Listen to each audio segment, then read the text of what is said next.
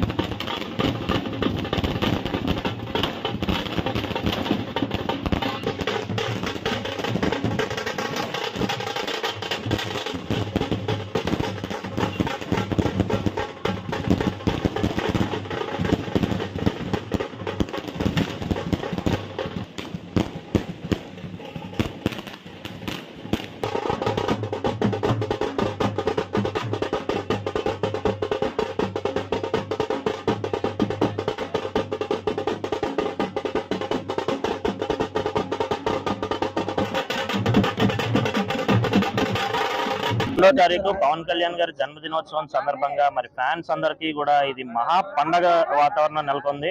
మరి ఆగస్టు 22 చిరంజీవి గారి పుట్టినరోజు నుంచి సెప్టెంబర్ 2 పవన్ కళ్యాణ్ గారి పుట్టినరోజు వరకు కూడా మెగా అభిమానులందరూ కూడా వారోత్సవాల కింద జరుపుతూ ఉంటారు.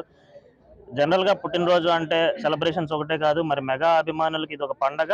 మరి ఎన్నో సేవా కార్యక్రమాలని అనునిత్యం చేస్తూ ఉంటూ ఈ వారం రోజులు కూడా ఏదో ఒక రకమైన సేవా కార్యక్రమాలు చేస్తూ మరి వాళ్ళకి ఒక గుర్తుగా ఇవ్వాలన్నది మెగా అభిమానుల యొక్క ఉద్దేశం. మరి అదే విధంగా ఈ రోజు సెప్టెంబర్ 2వ తారీఖును పురస్కరించుకుని పవన్ కళ్యాణ్ గారికి మరి గడిచిన 10 ఏళ్లుగా ఆయన పడ్డ కష్టం ఇవన్నీ కూడా తలుచుకుంటూ మరి ఇవాళ ఆయన డిప్యూటీ సీఎం గా ఒక ఉన్నత స్థాయిలో మరి ప్రజలందరికీ కూడా మంచి చేయాలి అన్న ఆయన యొక్క ఆకాంక్షను నిలబెట్టుకుంటూ మరి ఇవాళ ఆయనకి మరిన్ని ఆయురారోగ్యాలు ఇవ్వాలన్న దేవుణ్ణి మనస్ఫూర్తిగా కోరుకుంటూ ఆయనకి జన్మదినోత్సవ శుభాకాంక్షలు తెలియజేస్తున్నాను.